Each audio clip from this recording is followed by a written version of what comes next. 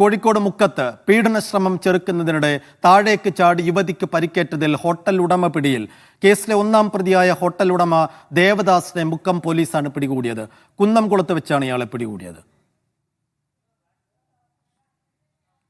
ദൃശ്യ പുതിയടത്ത് വിശദാംശങ്ങൾ നൽകും. ദൃശ്യ, വലിയ ഞെട്ടലും നടുക്കവും ഉണ്ടാക്കിയ ഒരു സംഗതിയായിരുന്നു.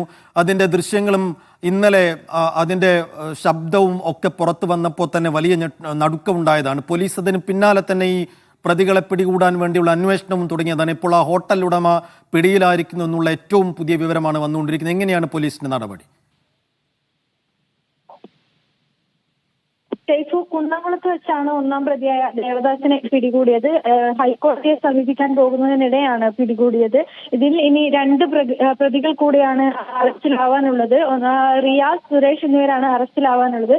കോഴിക്കോട് സ്വന്തം വാഹനം ഉപേക്ഷിച്ച ശേഷമാണ് ഈ ഒന്നാം പ്രതിയായ ദേവദാസൻ കൊച്ചിയിലേക്ക് യാത്ര ചെയ്തത്. ഇതിനിടെ ഹൈക്കോടതിയിലേക്ക് പോകുന്നതിനിടെയാണ് ഇയാളെ പിടികൂടിയത്. പ്രതിയെ മുക്കത്ത് എത്തിച്ചിട്ടുണ്ട്. ഇപ്പോൾ പോലീസ് ഇയാളെ ചോദ്യം ചെയ്യുകയാണ്. മറ്റു രണ്ട് പ്രതികളും ഉടൻ അറസ്റ്റിലാവാനാണ് സാധ്യത. നമ്മൾ പറഞ്ഞതുപോലെ നമ്മളെ ഏറ്റവും നടുക്കിയ ഒരു സംഭവമാണ്.